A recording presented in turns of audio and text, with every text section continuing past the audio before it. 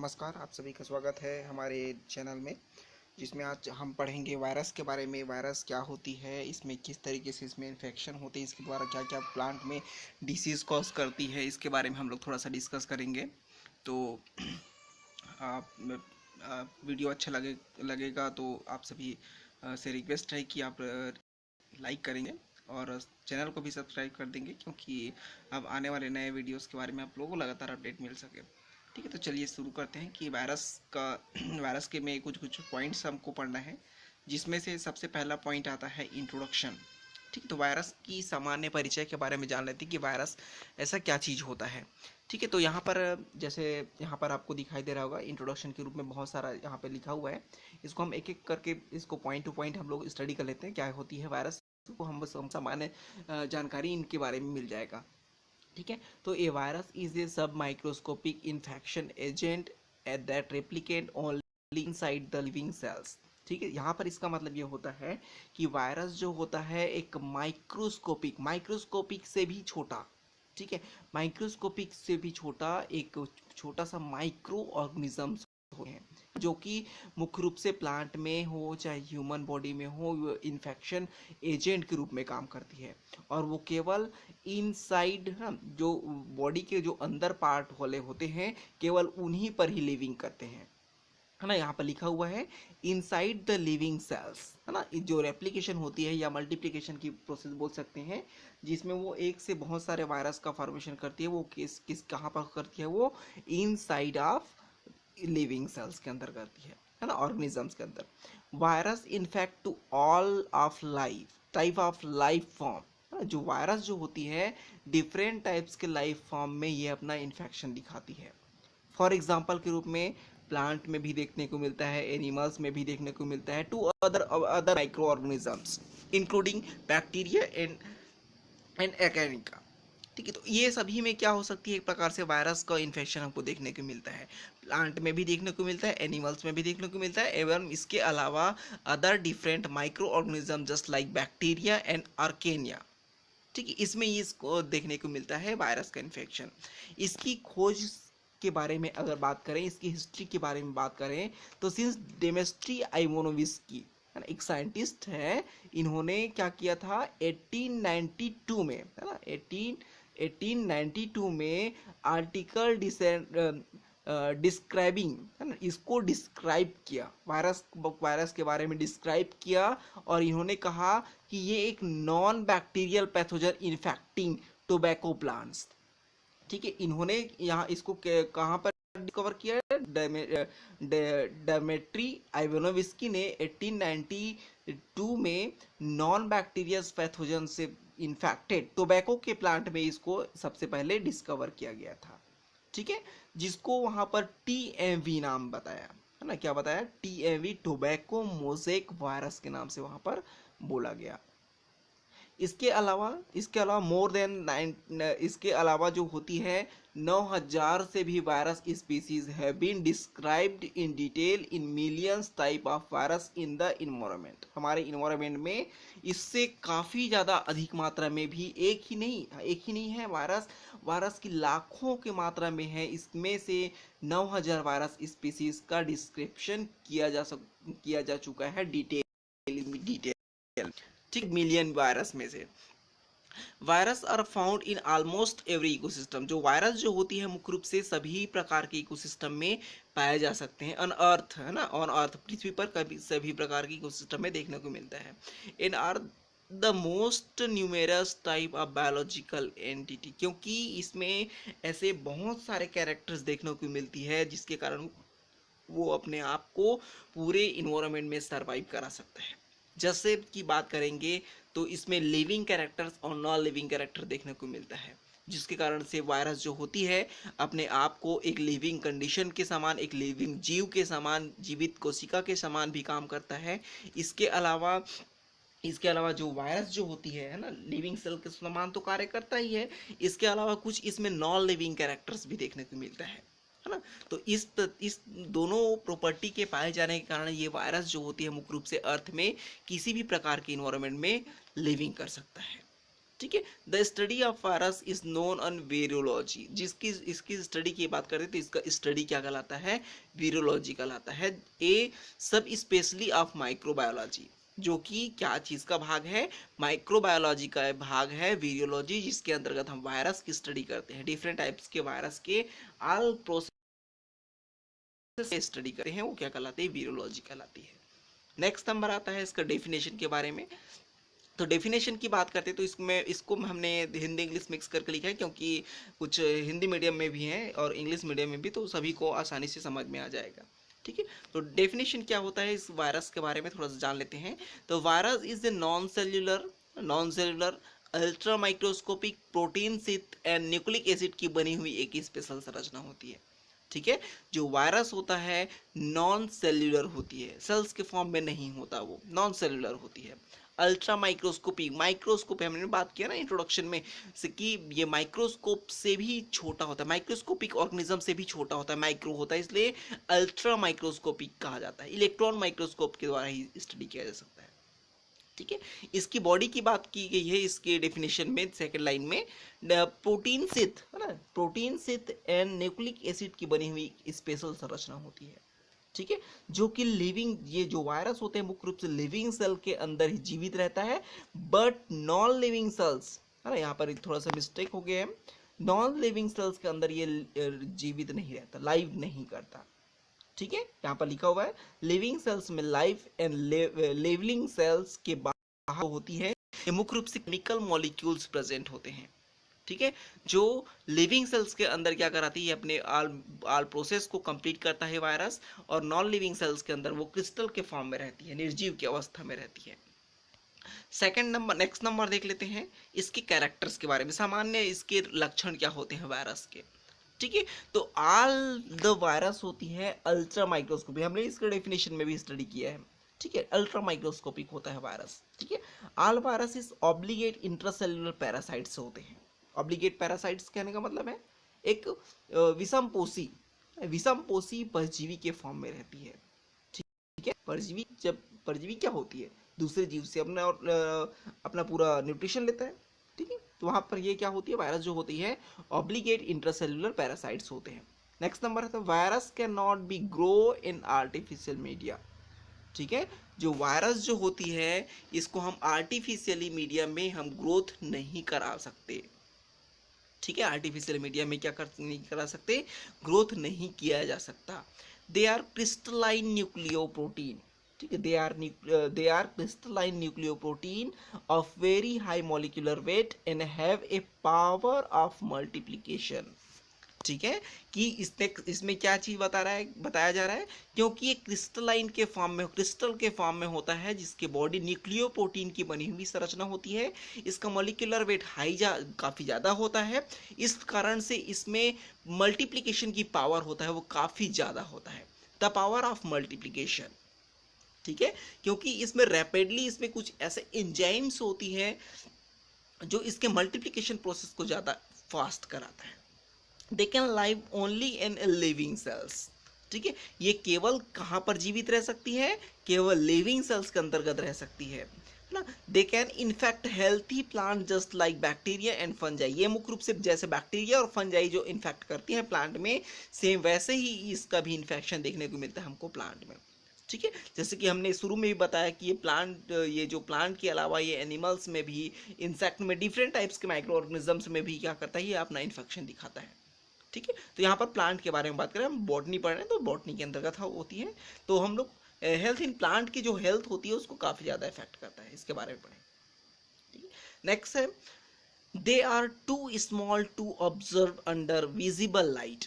ठीक, ये जो होती है ये बहुत ही माइक्रो होती है, बहुत ही छोटा होता है, इसलिए विजिबल लाइट में इसको ऑब्जर्व करना मुमकिन नहीं है आसानी से। They are too small, too small, बहुत छोटा स्मॉल होता है, इसलिए इसका ऑब्जर्वेशन विजुअल लाइट में नहीं किया कर सकते हैं, under visual light, observe under visual light. ठीक है, in electron microscope. They can be crystallized like chemical substance, इसका जो क्रिस्टलाइन जो होती है, या फिर बोल सकते हैं इसका जो कंप्लीट बॉडी होता है मुख्य रूप से केमिकल सब्सटेंस से मिलकर बना होता है। ठीक है, they can be submitted like proteins. ठीक है। इसके जो बॉडी बोल रहे हैं, जो केमिकल सब्सटेंस किससे मिलकर बना होता है, कहने का मतलब यह है कि इसका ये कंप्लीट बॉडी प्लान होती है वायरस का, ये न्यूक्लियो प्रोटीन की बनी होती है। और वास्तव में अगर हम न्यूक्लिक एसिड और प्रोटीन की बात करेंगे तो ये पूरा क्या चीज़ होता है, एक प्रकार का प्रोटीन का ही भाग होता है जो कि एक केमिकल फॉर्म में होते हैं। ठीक है। They can responsible to stimulate such as acid, alkaline, light and temperature. ये जो होते हैं स्टिमुलेट्स होते हैं, या फिर बोल सकते हैं सेंसिटिव होती है किसके प्रति, लाइट, एल्कलाइन, लाइट के प्रति, एल्कलाइन के प्रति, एसिडिक के प्रति एंड टेम्परेचर के प्रति। ठीक है। दे आर हाईली इन्फेक्शन, ये जो होती है ये काफ़ी ज़्यादा इन्फेक्शन करने की प्रोसेस करते हैं। नेक्स्ट नंबर देख लेते हैं। इसकी ये यहाँ पर थोड़ा सा स्ट्रक्चर बताया गया है टीएमवी वायरस, जिसको हमने इंट्रोडक्शन में बताया, जिसकी खोज आइवेनिविस्की, डर्मेटो आइवेनिविस्की नामक साइंटिस्ट ने किया था, जिसमें इसको इन्होंने ये जो स्ट्रक्चर है एक प्रकार का टीएमवी वायरस का स्ट्रक्चर है, जो टोबैको मोज़ेक वायरस, इसका फुल फॉर्म है टोबैको मोज़ेक वायरस कहलाती है ना। इसकी ये बोल सकते हैं कि अल्ट्रा स्ट्रक्चर है, क्योंकि इसका संरचना है वो इलेक्ट्रॉन माइक्रोस्कोपिक है, जिसमें हम एक कंप्लीट अगर प्लांट बॉडी इसके स्ट्रक्चर की बारे में बात करते हैं तो इसका जो स्ट्रक्चर होता है, इसका डायमीटर जो होता है 15 एंगस्ट्रॉम का होता है, जबकि इसका लेंथ जो होती है, लंबाई जो होता है 300 एंगस्ट्रॉम लंबा होता है, जिसमें आरएनए के जो सिंगल स्ट्रैंड आरएनए जो होती है इसके अंदर में प्रेजेंट होते हैं, इसके एक्सिस वाले भाग में प्रेजेंट होती है, सेंटर वाले भाग में, जिसके चारों ओर छोटे छोटे प्रोटीन के आवरण बने होते हैं, जिसको बोलते हैं हम कैप्सोमियर्स बोलते हैं। ठीक है। जिसमें पूरे कंप्लीट कैप्सोमियर को हम एक साथ कैप्सिड बोलते हैं, और इसमें टोटल कैप्सिड की संख्या होती है 2130 कैप्सिड्स होते हैं ना, जिसमें एक कैप्सिड जो होता है इसमें 158 एमिनो एसिड्स होते हैं, वो पाए जाते हैं। थोड़ा सा इसके बारे में थोड़ा डिस्कस कर लेते हैं। यहाँ पर लिखा हुआ है, inside the protein capsid there is a single strand RNA molecule. ये जो होता है आरएनए जो होती है इसमें सिंगल स्ट्रैंड मॉलिक्यूल होते हैं।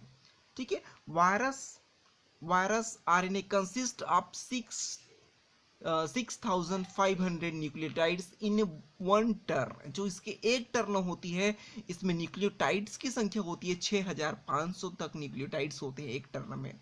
ठीक है। जिसमें आरएनए कंटेन 49 न्यूक्लियोटाइड, जो आरएनए जो होती है एक टर्न में कितना न्यूक्लियोटाइड्स को कंटेन कर रखता है, 49 न्यूक्लियोटाइड्स को कंटेन कर रखता है। They are the numbers of protein subunits containing 3 turn in 49 in per turn। जो जैसे इसको आप कैसे लिख सकते हैं, 49/3 सब यूनिट पर टर्न, हर टर्न में कितना यूनिट रहेगा, 49 टर्न सब यूनिट रहेंगे। Therefore, a single protein subunit is liked with 3 nucleotides of RNA arranged of capsomeres of RNA in saw in figure। ये स्ट्रक्चर में आपको दिखाया गया है कि इसमें किस तरीके से आरएनए के साथ में न्यूक्लियोटाइड्स या फिर प्रोटीन्स होते हैं वो जुड़े हुए होते हैं केमिकल्स फॉर्म में। ठीक है। नेक्स्ट स्ट्रक्चर की बात करते हैं, नेक्स्ट कैरेक्टर्स की। तो नेक्स्ट कैरेक्टर ये है, जो virus have inner core of nucleotide, जो अभी हमने स्ट्रक्चर में बात किया था उसी को थोड़ा सा और डिटेल में है। जो इसके सेंट्रल भाग में जो होती है इनर कोर में होता है न्यूक्लिक एसिड प्रेजेंट होता है। ये उसके नेचर के बेस पे होती है कि वायरस कौन से नेचर का है। जैसे कि अगर वो प्लांट वायरस होगा तो वहाँ पर आरएनए पाया जाएगा, अगर वो एनिमल वायरस होगी तो वहाँ पर क्या पाया जाएगा सॉरी प्लांट वायरस होगा तो वहाँ पर आरएनए पाए जाएंगे, जबकि अगर वो एनिमल वायरस होगा तो वहाँ पर उसके न्यूक्लिक एसिड्स होंगे वो डीएनए रहेंगे, जिसके चारों ओर सराउंडेड बाई प्रोटीन कोट और नोन एज ए इन्वेलोप। ये जो बाहर जो न्यूक्लिक एसिड जो बात कर रहे हैं ये मुख्य रूप से चारों ओर से कैप्सिड के द्वारा, या फिर बोल सकते हैं यहाँ पर हम प्रोटीन के सब यूनिट के द्वारा क्या होती है वो घिरा हुआ होता है, और ये प्रोटीन होते हैं बाहरी खोल या इन्वेलोप बनाने का काम करती है। ठीक है। Most virus range in size 20 nanometer से लेकर 250 नैनोमीटर तक के हो सकते हैं। इसके साइज की बात करेंगे तो virus is insert nucleoprotein filtrable agent. ये जो होती है मुख्य रूप से न्यूक्लियोप्रोटीन जो होता है एक फिल्ट्रेबल एजेंट होते हैं, जिसको हम आसानी से एक स्थान से दूसरे स्थान A1 बोल सकते हैं कि सेल मेम्ब्रेन के द्वारा आसानी से क्रॉस हो सकती है। Virus as obligate intercellular parasite, इसके बारे में हम पहले भी बात कर चुके हैं। वायरस वायरस और copy species between living and non living, इसको भी हमने डिस्कस कर लिया है। ये जो वायरस जो होती है living and non living character दोनों ही क्या करते, दोनों ही के कैरेक्टर को शो करता है, बिकॉज दे आर क्रिस्टलाइबल। क्योंकि जो इसकी living character, non living character की बात करेंगे तो यहाँ पर ये क्या होती है, क्रिस्टलाइज के फॉर्म में, क्रिस्टलाइबल फॉर्म में प्रेजेंट हो सकती है। And non living outside the body of host, क्योंकि ये इसमें जो एक तो हो गया क्रिस्टलाइन के फॉर्म में रहती है, दूसरा दूसरा चीज ये है कि बॉडी के जो आपके होस्ट जो होते हैं, होस्ट बॉडी के आउटसाइड क्या होती है, वो नॉन लिविंग कैरेक्टर्स के फॉर्म में रहती है, बट निर्जीव की अवस्था में रहती है ना। Virus dependent fully on the host cell machinery to contain their life. जो ये जो वायरस होती है कंप्लीटली किसके ऊपर डिपेंड करता है, होस्ट सेल के ऊपर डिपेंड करता है। अगर होस्ट सेल डेड हो जाता है तो वायरस होते हैं वहां पर इनएक्टिव फॉर्म में होते हैं। लेकिन अगर लिविंग सेल्स की बात करेंगे, जो कोई जीवित कोशिका की बात करते हैं, तो वायरस जो होती है वहां पर उसके बॉडी में इंटर करते हैं, होस्ट में इंटर करने के पश्चात में वो अपना मल्टीप्लिकेशन करते हैं, या फिर बोल सकते हैं कि वायरस जो होती है एक्टिव फॉर्म में चला जाता है। They are responsible for a number of dreadful disease in human and plant. ये जो होते हैं मुख्य रूप से बोल सकते हैं कि वायरस इतना खतरनाक होती है, या फिर बहुत ही भयानक रूप बोल सकते हैं, क्योंकि इसके द्वारा जो डिसीज होता है ये प्लांट के लिए और ह्यूमन बॉडी के लिए काफ़ी ज़्यादा हार्मफुल होती है। क्योंकि इसके इसके इसके द्वारा जब वो प्लांट में हो चाहे ह्यूमन बॉडी में हो, अगर इसके द्वारा अगर डिसीज होता है तो ये काफ़ी ज़्यादा नुकसान देखने को मिलता है। नेक्स्ट नंबर इसकी साइजेस के बारे में हम लोग बात कर रहे थे, तो इसके साइजेस हम इस डायग्राम के माध्यम से देख सकते हैं कि इसका डायग्राम होता है डिफरेंट स्ट्रक्चर के फॉर्म में दिखाई देती है। कई स्ट्रक्चर में ये राउंड शेप होता है, राउंड शेप होती है, कई जो होता है इसमें ओव्यूल शेप होती है, कई जो होते हैं इसमें हेक्सागोनल या फिर पॉलीगोनल स्ट्रक्चर के फॉर्म में, हेक्सागोनल पॉलीगोनल स्ट्रक्चर के फॉर्म में देखने को मिलता है। इसके अलावा ये कुछ वायरस होते हैं जो कि रॉड शेप में होते हैं, जैसे हमने अभी बात किया टोबैको मोज़ेक वायरस का, जिसकी लंबाई थी टोटल 300 एंगस्ट्रॉन्ग था, लेकिन यहाँ पर थोड़ा सा मिसप्रिंट हो गया है, ये अलग दिखाया गया है। ठीक है, नेक्स्ट नंबर इसकी स्ट्रक्चर की बात करते हैं, थोड़ा सा और डिटेल में जाते हैं। इसके एक सिंगल स्ट्रक्चर की बात करते हैं। ये आपके पास जो डायग्राम में दिख रहा है वो एक प्रकार का बैक्टीरियोफेज वायरस है। बैक्टीरियोफेज वायरस, इसको बैक्टीरियोफेज वायरस इसलिए बोला गया है क्योंकि ये बैक्टीरिया सेल्स के ऊपर क्या करती है, अपना लाइफ साइकिल स्पेंड कराता है। इसकी जो बैक्टीरियोफेज वायरस होता है, इसके पूरे बॉडी को हम 3 पार्ट में डिवाइड कर सकते हैं। हेड पोर्शन, सॉरी थोड़ा आगे हो गया, ये सामने ऊपर वाला भाग है हेड है, बीच वाला नेक, और सबसे नीचे होता है इसको बोलते हैं बेसल प्लेट। ठीक है, तो इसको एक एक भाग को स्टडी कर लेते हैं। इसकी जो बॉडी बना होता है वायरस की, या फिर बोल सकती है बैक्टीरियोफेज वायरस का, कंप्लीट न्यूक्लियो प्रोटीन का ही बना होता है। न्यूक्लिक एसिड के रूप में इसमें, चूंकि ये बैक्टीरियोफेज है, एक प्रकार का एनिमल वायरस है, इसलिए इसमें डीएनए पाए जाते हैं, जबकि इसके चारों ओर क्या पाई जाती है, एक इन्वेलोप या फिर बाहरी खोल पाया जाता है, जो कि किसका बना होता है, प्रोटीन का बना होता है। ठीक है, तो यहाँ पर सबसे ऊपर दिखाई दे रहा है हेड वाला पोर्शन होता है। हेड के चारों ओर कैप्सिड होती है। कैप्सिड जो कि एमिनो एसिड या फिर प्रोटीन, एमिनो एसिड का ही ग्रुप क्या कहलाता है, प्रोटीन कहलाता है। तो प्रोटीन की बनी हुई इसके बाहरी खोल होते हैं, कैप्सिड्स होती हैं, जिसके अंदर में जेनेटिक मटेरियल्स भरे होते हैं। इसमें आपको थोड़ा सा लाइट कलर का दिख रहा होगा, थोड़ा सा अंदर में दिखाई दे रहा है, वो एक प्रकार का जेनेटिक मटेरियल है, डीएनए होते हैं। ठीक है, ये जो हेड वाला पोर्शन होता है, इसका डायरेक्ट कांटेक्ट होता है नेक से, और ये नेक जो होती है डिफरेंट भागों से बना होता है, जिसमें सबसे ऊपर होता है कलर डोमेन, जिसको बोल सकते हैं। ये एक प्रकार से ये जो होती है, ये पूरा स्ट्रक्चर जो होता है नेक जो होती है, नेक गर्दन के समान ही काम करता है। एक पाइप नुमा संरचना होता है, जिसका काम होता है जेनेटिक मटेरियल जो कि हेड में प्रेजेंट है, इसको नेक से होता हुआ किसी बैक्टीरिया सेल के अंदर इंटर करना, या फिर पाइप जैसा काम करना। नेक्स्ट नंबर होता है बेसल प्लेट। बेसल प्लेट जो होती है मुख्य रूप से नेक के सबसे नीचे पाया जाने वाला एक हेक्सागोनल संरचना होती है, जिससे 6 छोटे छोटे टेल्स निकले होते हैं, है ना। 6 छोटे छोटे टेल्स निकले होते हैं, जिसके हर एक कोने में क्या होती है, टेल्स निकला होता है। जैसे यहाँ पर आपको दिखाई दे रहा है ये टेल फाइबर, चूंकि ये धागे के रूप में होती है, फाइबर्स के रूप में होती है, इसलिए क्या बोलते हैं, इसको टेल फाइबर बोला गया है। चूंकि ये बड़ा होता है इसलिए लॉन्ग टेल फाइबर्स के नाम से जाना जाता है।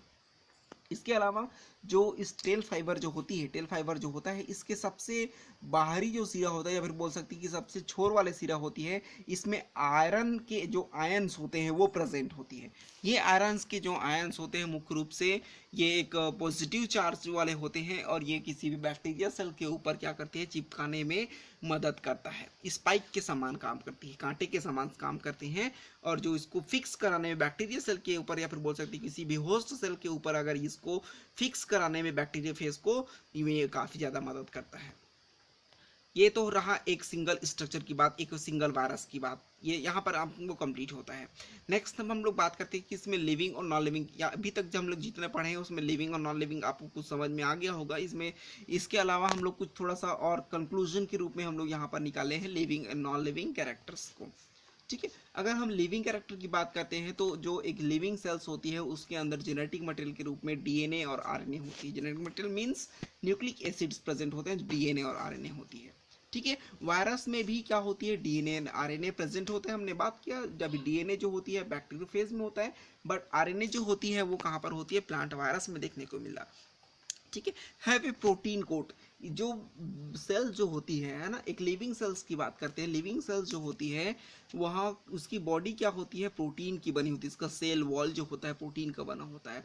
सेम वही कंडीशन किसमें देखने को मिलता है, आपको वायरस में देखने को मिलती है, जिसकी बॉडी किससे बनी होती है, प्रोटीन की बनी हुई होती है। can replicate inside a living cells and pass a genetic material information।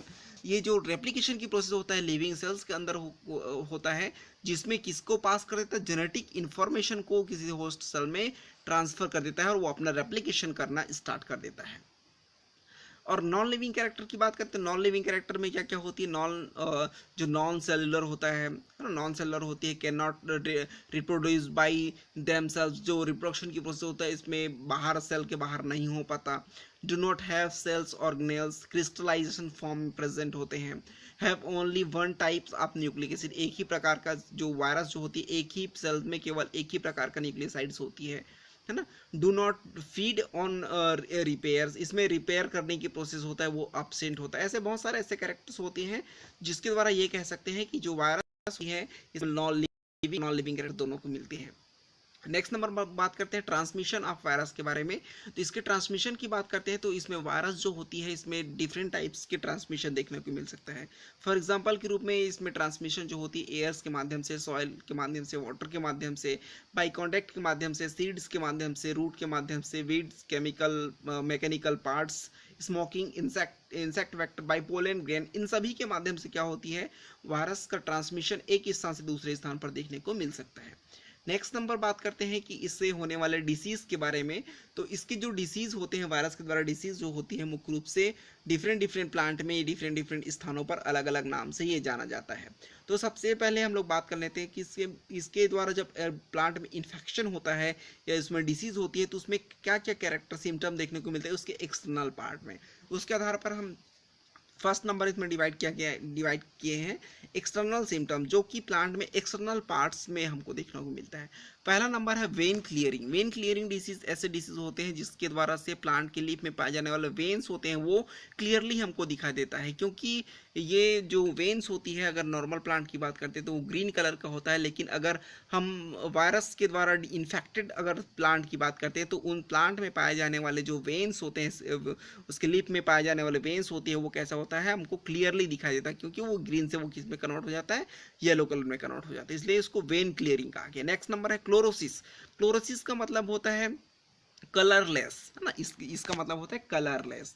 Chlorosis chloro means होता है क्लोरोफिल, का मतलब घटन होना या होना। जब किसी प्लांट में क्लोरोफिल की मात्रा धीरे धीरे कमी होती जाती है तो वो धीरे धीरे वो किस में कन्वर्ट हो जाता है, येलो कलर में चेंज हो जाती है, मतलब कि उसमें क्लोरोफिल की होती है वो कमी होती जाती है, जिस कारण से वो कलर लेस होता जाता है, कमी होती जाती है ना। इस कारण से इसके कारण डिसीज को क्या बोला गया है, क्लोरोसिस कहा गया है। ये भी वायरस के द्वारा होने वाली डिसीज है। Next number necrosis. Necrosis disease में क्या होती है, प्लांट में छोटे छोटे ब्लैक कलर के स्पॉट्स दिखाई देते हैं जो नेक्रोसिस को शो करता है। नेक्स्ट नंबर है आउटग्रोथ ऑफ ट्यूमर्स। इसको आप अच्छे से जानते होंगे। आउटग्रोथ कई प्लांट जो होती है, यहाँ पर थोड़ा सा मिस्टेक हो गया है, आउटग्रोथ है वो वहाँ पर, ठीक, आउटग्रोथ लिखा गया है। तो ये जो आउटग्रोथ ऑफ ट्यूमर कहने का मतलब है कि कोई भी प्लांट होती है उसमें छोटा सा आउटग्रोथ संरचना देखने को मिलती है, या फिर बोल सकते हैं कि एक सिंपल प्लांट में एक उसके स्टेम वाले भाग में एक उभार नुमा संरचना का निर्माण होती है, आउटग्रोथ ऑफ ट्यूमर्स कहलाती है। कॉलर ब्रेक कहने का मतलब है पेटल्स और फ्रूट कलरलेस स्पॉट। इसमें क्या होती है, जो पेटल्स होते हैं ना, पेटल्स होती है और फ्रूट्स होते हैं, इसमें कलरलेस छोटे छोटे स्पॉट्स का फॉर्मेशन होने लगता है। नेक्स्ट नंबर है इंटरनल सिम्टम्स के बारे में। तो इसमें जो इंटरनल आंतरिक जो संरचनाएं होती है वो किसको परिवर्तित कर देता है। अगर किसी भी चीज में, अगर ह्यूमन बॉडी की बात करते हैं तो किसी भी वायरस का अगर इन्फेक्शन होता है हमारे बॉडी में, तो हमारे बॉडी में होने वाले ऑल प्रोसेस जो होती है वो कैसे कहीं ना कहीं पर क्या होती है, वो इनहिबिट होता है, रुक जाता है। जैसे मान लेते हैं कि आपको अगर सर्दी हो गया या बुखार हो गया वायरस की इन्फेक्शन के कारण, तो हमारे बॉडी में का टेम्परेचर अचानक बढ़ जाएगा, लगने लगेगा। ठीक है, ऐसे बहुत सारे हमारे बॉडी में इनफैक्ट देखने को मिलेगा, जो कि बाहरी फैक्टर के एजेंट के होने से। वैसे ही हमारे प्लांट में भी होती है, इसकी आंतरिक संरचना होती है वायरस के इन्फेक्शन के कारण वो चेंज हो जाता है। तो यहाँ पर लिखा हुआ है सेलुलर और इंटरनल स्ट्रक्चर इज चेंज्ड और फॉर्मेशन इन स्पेशल, यहाँ पर भी थोड़ा सा मिसप्रिंट है, स्पेशल स्ट्रक्चर। ठीक है, इसके द्वारा क्या होती है, इसके इन्फेक्शन के कारण से प्लांट अपने आप में एक स्पेशल स्ट्रक्चर का फॉर्मेशन कर लेता है। फॉर एग्जांपल के रूप में यहाँ पर लिखा हुआ है टीएमवी एंड पीएमवी। टीएमवी का मतलब होता है tobacco mosaic virus and PMV का मतलब होता है पोटैटो मोज़ेक वायरस। ये टोबैको मोज़ेक वायरस और पोटैटो मोज़ेक वायरस होती है। इसमें इसके आंतरिक संरचना में क्या होती है, इसके आंतरिक संरचना, इसके लीफ वाले भाग में निडल शेप्ड क्रिस्टल का फॉर्मेशन होता है। छोटे छोटे क्रिस्टल के फॉर्म में क्रिस्टल का फॉर्म हो जाता है। और एक्स बॉडीज, जिसको हम एक्स बॉडीज के नाम से भी जानते हैं, या तो इसमें निडल शेप्ड स्ट्रक्चर बनेंगे या फिर इसमें एक्स बॉडीज का फॉर्मेशन होगा। नेक्स्ट नंबर देखते हैं इसके फिजियोलॉजिकल सिम्टम्स में, इसके फिजियोलॉजिकल सिस्टम को कैसे अफेक्ट करता है ये वायरस। ऑल जो फिजियोलॉजी, इसमें नेक्स्ट नंबर देख लेते हैं। All physiological role are affected in plant. हमने भी थोड़ी देर बात किया कि उसके अंदर में, जो बॉडी के अंदर में जो चल रहे सभी प्रोसेस होती है वो कहीं ना कहीं पर प्रभावित होता है। सेम वैसा ही प्लांट में भी देखने को मिलता है, उसके फिजियोलॉजिकल सिम्टम्स, जो फिजियोलॉजिकल प्रोसेस होता है वो कहीं ना कहीं पर प्रभावित होते हैं। जिसमें सबसे फर्स्ट नंबर पे है रेस्पिरेशन।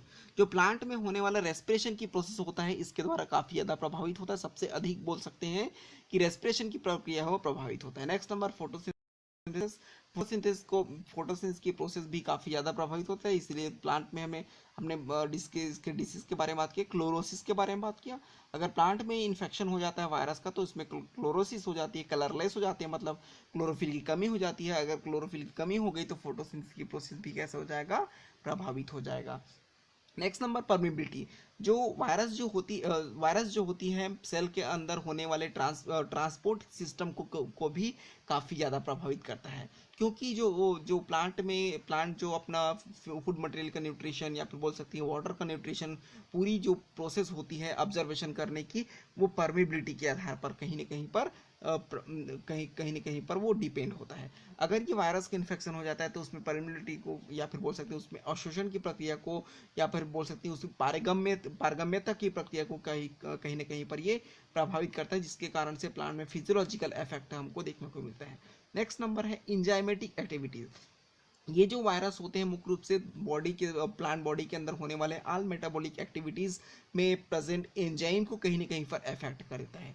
कुछ प्रोसेस के लिए एंजाइम को इंक्रीज कर देता है, लेकिन कुछ प्रोसेस के लिए क्या करते हैं, उसको डिक्रीज कर देता है, जिसके कारण से प्लांट के बॉडी में क्या होती है, एंजाइम का इनबैलेंस हो जाता है। और इन्हीं इनबैलेंस के कारण से प्लांट के फिजियोलॉजिकल प्रोसेस होते हैं वो काफ़ी ज़्यादा प्रभावित हो जाते हैं। इसकी नेक्स्ट नंबर बात कर लेते हैं लाइफ साइकिल की। तो इसके लाइफ साइकिल जो होता है, हम लोग बैक्टीरियोफेज वायरस के बारे में बात करें तो बैक्टीरियोफेज का लाइफ साइकिल होता है, टोटल 5 स्टेप में होती है। पहला नंबर होता है observation, next penetration, synthesis, assimilation and maturation, next होता है रिलीज। इसको हम लाइटिक साइकिल के नाम से भी जानते हैं। ठीक है, इसमें क्या होती है, सबसे पहले जो एब्जर्वेशन की प्रोसेस होता है, इसमें बैक्टीरिया फेज वायरस बैक्टीरिया के पास आता है, तो जिसके कारण से बैक्टीरिया क्या करती है, उसको एब्जर्व कर लेता है। एब्जर्व करने के पश्चात में जो बैक्टीरिया फेज आया रहता है वो अपने टेल फाइबर्स के द्वारा क्या करते हैं, स्पाइक से चिपका देता है अपने बॉडी को और फिक्स कर लेता है, और इसमें एक पोर लाइक स्ट्रक्चर का फॉर्मेशन करता है बैक्टीरियोफेज वॉल में। जैसे ही बैक्टीरियोफेज होता है, बैक्टीरिया सेल के वॉल पर एक पोर का संरचना का निर्माण करती है, तो ये अपने जेनेटिक मटेरियल को कैप्सिड से या फिर बोल सकते हैं हेड से किसमें एंटर करा देती है, बैक्टीरिया के अंदर इंटर करा देती है, जिसके कारण से यहाँ पर आपको दिखाई दे रहा होगा थोड़ा सा डार्क कलर है वो आपके बैक्टीरियल डीएनए है, और ये थोड़ा सा लाइट ग्रीन है वो क्या चीज़ है, वायरल डीएनए है, या फिर बोल सकते हैं फेज डीएनए है। अब जैसे ही दोनों डीएनए अंदर चले जाते हैं बैक्टीरिया सेल के अंदर, ये अपना मल्टीप्लिकेशन की प्रोसेस स्टार्ट कर देती है, जिसके कारण से वायरस का भी या फिर वायरस का जेनेटिक मटेरियल भी और बैक्टीरिया सेल का डीएनए भी क्या करते हैं, मल्टीप्लाई होने लगते हैं। और जैसे ही मल्टीप्लिकेशन की प्रोसेस होता है, इसमें से बैक्टीरियल डीएनए और वायरल डीएनए पास पास आते हैं और क्या कर लेते हैं, एसिमिलेशन के प्रोसेस कर लेते हैं, या फिर एक बोल सकते हैं कि एक एक जोड़ी तैयार कर लेते हैं। जैसे ही एक एक जोड़ी तैयार हो जाता है, इसके चारों ओर फिर से प्रोटीन की कोट का आवरण होने लगती है, जो ये प्रोसेस क्या कहलाता है, सिंथेसिस कहलाता है। और इसी सिंथेसिस होने के पश्चात मैच्योरेशन की प्रोसेस होती है, और आफ्टर मैच्योरेशन के पश्चात में इसके सेल वॉल रप्चर हो जाते हैं, और ये बैक्टीरिया फेज होती है वो इन्वायरमेंट में फ्री हो जाते हैं। ये तो रहा इसका लाइफ साइकिल के बाद लाइटिक साइकिल। नेक्स्ट नंबर हम लोग देख लेते हैं इसका दूसरा लाइफ साइकिल, जिसमें लाइसोजेनिक, यहाँ पर आपको लाइटिक साइकिल जो हमें अभी लाइन से पढ़े हैं, क्रम से पढ़े हैं, सेम वही प्रोसेस है, इसको थोड़ा सा साइकिल में बताया गया है। नेक्स्ट नंबर हम लाइसोजेनिक की बात करें तो लाइसोजेनिक में क्या होती है, मुख्य रूप से जो फेज डीएनए होते हैं, फेज डीएनए होता है, इसमें बैक्टीरिया जो सेल होती है, बैक्टीरिया सेल होती है, उसका लाइसिस होता है, मेनी सेल डिवाइडिंग, जो सेल होती है वो कंप्लीट ही डिवाइड हो जाता है। बट इसमें क्या होता है, लाइसिस होता है, सेल का सेल वॉल लाइसिस होता है। बट लाइसोजेनिक में क्या होती है, ये जो पूरा कंप्लीट जो सेल होता है ये कंप्लीट ही डिवाइड हो जाता है। इसका पूरा जेनेटिक जीन्स के माध्यम से भी ये पूरे प्रोसेस होता है, जीन्स के माध्यम से कंट्रोल होता है। इसको हम आने वाले समय में या फिर बोल सकते हैं आने वाले वीडियोस में हम लोग स्टडी करेंगे, ये किस तरीके से इसमें ऐसा क्या जीन आती है और कौन से जीन्स के कारण से ये lytic and lysogenic cycle complete कराते हैं। ये नेक्स्ट नंबर उसी का दूसरा पिक्चर है, जिसमें यहाँ पर डायग्राम के माध्यम से या फिर बोल सकते हैं कि एक थोड़ा कलरफुल पिक्चर के माध्यम से यहाँ पर दिखाया गया है। जैसे यहाँ पर फर्स्ट स्टेप में लिखा है कि बैक्टीरियोफेज आता है, अपने जेनेटिक मटेरियल दे देता है, मल्टीप्लिकेशन करता है, मल्टीप्लिकेशन के पश्चात में दोनों डीएनए रहते हैं वो पास पास आ जाते हैं, फ्यूज होता है, सिंथेसिस होते हैं, सिंथेसिस के पश्चात में इसके सेल वॉल टूट जाती है और वो फ्री हो जाते हैं। वही दूसरी ओर क्या बताया गया है कि जो जैसे ये पहले ऑब्जर्वेशन की प्रोसेस तो सेम होगा दोनों में ना, ऑब्जर्वेशन के पश्चात में इसमें रिकॉम्बिनेशन की प्रोसेस होता है ना, रिकॉम्बिनेशन, जबकि फर्स्ट वाले में क्या होता है, लाइटिक साइकिल में इसमें रिकॉम्बिनेशन की प्रोसेस नहीं हो रहा था, बिना रिकॉम्बिनेशन के ही मल्टीप्लिकेशन विदाउट है ना, विदाउट रिकॉम्बिनेशन मल्टीप्लिकेशन हो रहा था। जबकि लाइसोजेनिक साइकिल में क्या होता है, अब क्या हो रहा है कि पहले क्या हो रहा है, रिकॉम्बिनेशन हो रहा है, फिर मल्टीप्लिकेशन। यहाँ पर रिकॉम्बिनेशन हुआ, रिकॉम्बिनेशन के पश्चात में ये इसमें क्या मल्टीप्लिकेशन हुई, जिससे 1 से 2 जेनेटिक मटेरियल बने ना, और जैसी 2 से 3 में बन जाएगा, 3 से 4, 4 से 5, 5 से 6, 6 से 8, ऐसे लगातार वो कैसे हो जाता है, बढ़ता जाएगा, और बढ़ने के पश्चात में लगातार ही डिवाइड होते जाएंगे, जिस कारण से मैनी सेल्स, हमको बहुत सारे छोटे छोटे सेल्स प्राप्त हो जाएंगे। ठीक है, नेक्स्ट नंबर की बात करते हैं। तो इसमें थोड़ा सा और बात कर सकते हैं कि ये जो साइकिल जो होती है ना, ये जो साइकिल होता है, इसको हमने पहले भी बताया कि जो पूरा प्रोसेस होता है एंजाइम के माध्यम से, या फिर बोल सकते हैं ये कि स्पेशल जीन्स के माध्यम से कंट्रोल होता है ना। तो इसको हम आने वाले वीडियो में हम लोग स्टडी करेंगे। आई होप कि आप सभी को अच्छे समझ में आ गया होगा इस वायरस चैप्टर से। ये थोड़ा सा वीडियो थोड़ा लंबा बन गया है, तो मैं सभी कोशिश किया हूँ कि सभी चीज़ें हैं वो इसमें इंक्लूड हो जाए। अगर इसमें से अगर कुछ छूट जाता है तो हम लोग अभी हमने इस बात किया है कि इन जीन्स के बारे में, तो जीन्स वाला रहेगा, जिसमें लाइटिक और लाइसोजेनिक साइकिल का स्पेशल जो वीडियो तैयार करेंगे नेक्स्ट वाले वीडियो में, आने वाले समय में हम इसको अपलोड करा देंगे।